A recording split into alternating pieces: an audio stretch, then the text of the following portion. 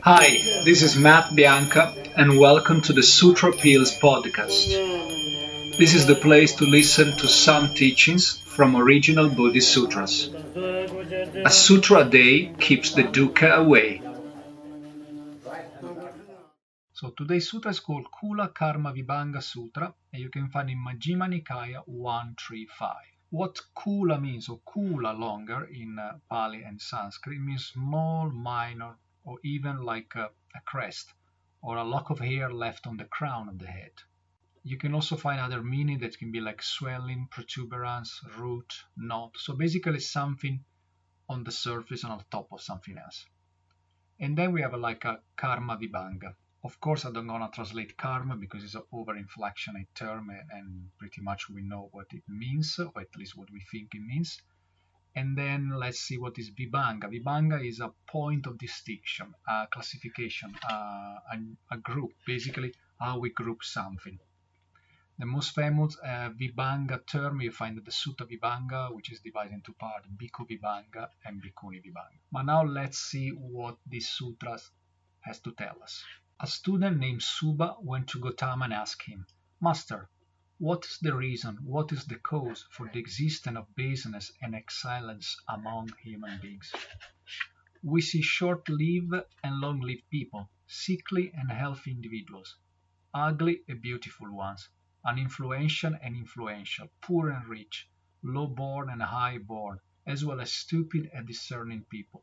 What is the reason for the presence of such distinction among human beings? And you see what it comes the Vibhanga distinction, so distinction in the karma and what we have inside. And here is answer.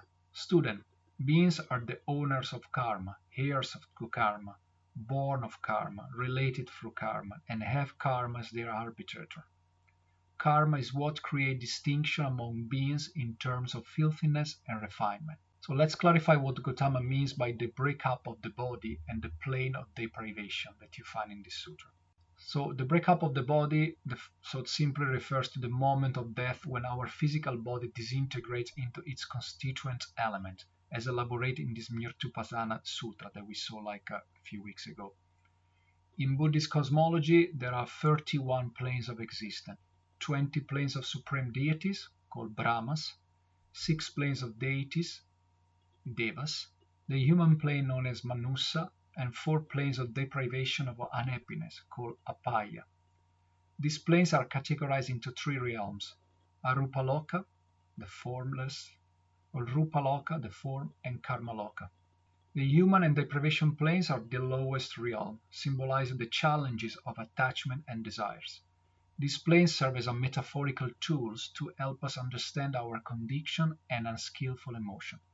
Keep in mind that this concept including fantastical elements of sort of other words were created to aid individuals with a simpler understanding and a need for references in their daily lives, influenced by religion and superstition during Gautama's time.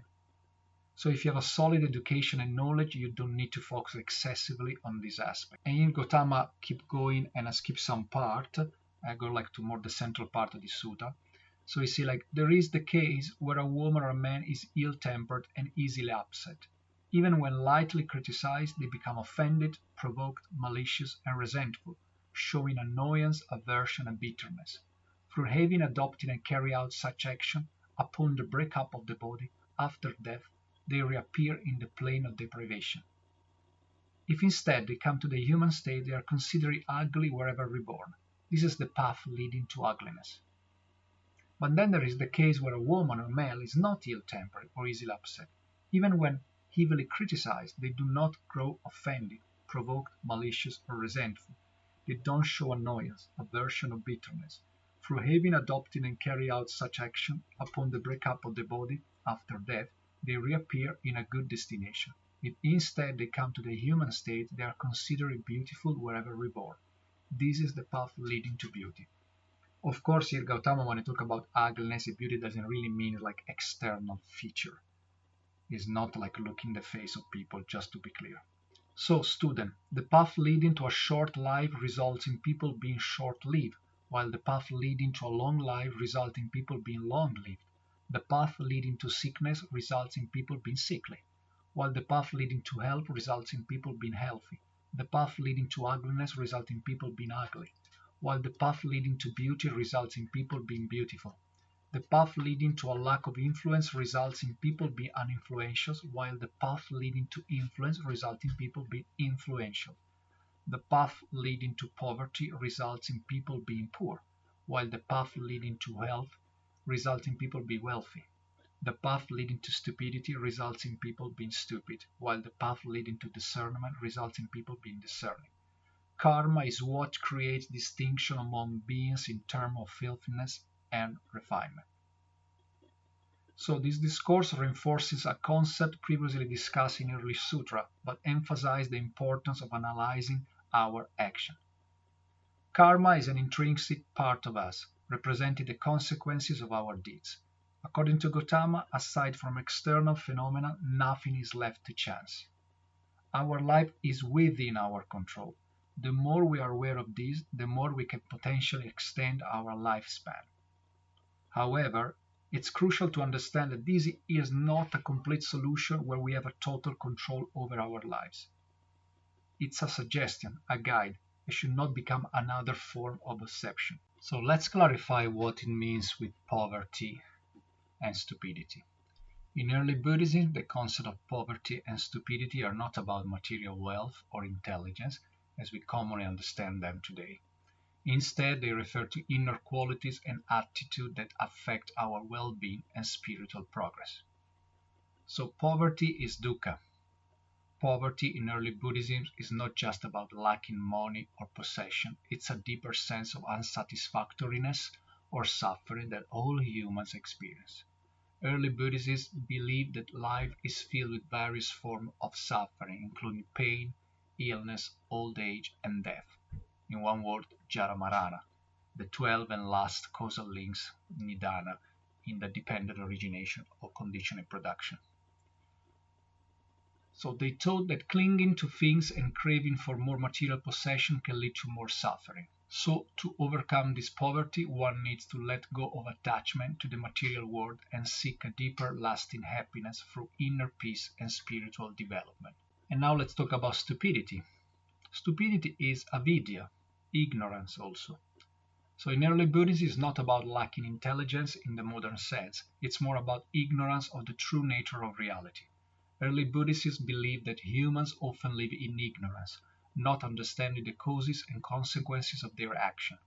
This ignorance can lead to suffering and harm. To overcome this sort of stupidity, one must gain wisdom and insight into the impermanent, interconnecting nature of all things. This understanding can help individuals make wiser choices and lead a more compassionate and fulfilling life. In summary, in early Buddhism, poverty and stupidity are spiritual concepts related to suffering and ignorance rather than material wealth and intelligence. Overcoming poverty means finding inner peace by letting go of attachment, and overcoming stupidity involves gaining wisdom to see the world more clearly and make better choices in life. These concepts are really central to the path of spiritual growth and enlightenment in early Buddhism, not in all other schools that come afterward, but in early Buddhism. And now let's see more about the concept of beauty and ugliness. So these concepts are seen in a simpler and more fundamental way than in many other belief systems, are closely tied to the core teachings of Buddhism, which revolve around understanding and alleviating suffering. So beauty and ugliness are not inherent. Early Buddhism teaches that beauty and ugliness are not intrinsic qualities of people or things.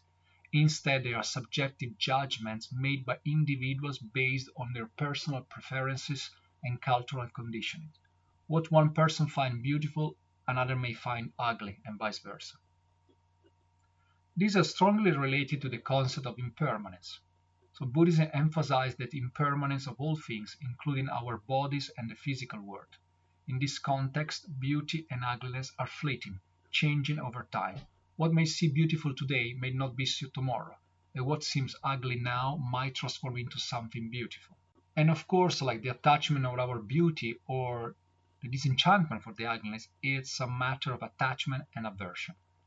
Buddhism warns against becoming attached to beauty and averse to ugliness. This attachment and aversion can lead to suffering because they create cravings for what is beautiful and aversion to what is considered ugly. The Buddhist path advocates for letting go of such attachment and aversion. There is an inner qualities which matter more. Early Buddhism places greater importance on inner qualities like kindness, compassion, wisdom, moral virtue over external appearances. These inner qualities are considered more enduring and have more profound impact on a person's well-being and the world around them. And the role of mind. The mind plays a significant role in how we perceive beauty and ugliness. It is our thoughts, feelings, and judgment that label something as beautiful or ugly. Early Buddhism teaches the importance of training the mind to see things as they truly are, free from the biases and judgment that cloud our perceptions. And these lead us to the path to liberation. Early Buddhists believe that true liberation from suffering comes from transcending the dualities of beauty and ugliness, along with other pairs of opposites. This liberation is achieved through practices like mindfulness, meditation, and ethical living. In a nutshell, early Buddhism encourages us to reconsider our notion of beauty and ugliness. Instead of fixating on the external appearances, it guides us to focus on inner qualities, recognize the impermanence of all things, and cultivate a more balanced and compassionate perspective. By doing so, one can move closer to the ultimate goal of Buddhism, which is the cessation of suffering and the realization of inner peace and enlightenment. This has been the Sutra Pills podcast, and I am Matt Bianca. Thank you to be here and listen to me. Comments are really appreciated. Whatever you want to tell me, just make a comment, even a bad one. Of course, the most important, may you be well, may you be happy, may you be free from suffering. Bye for now.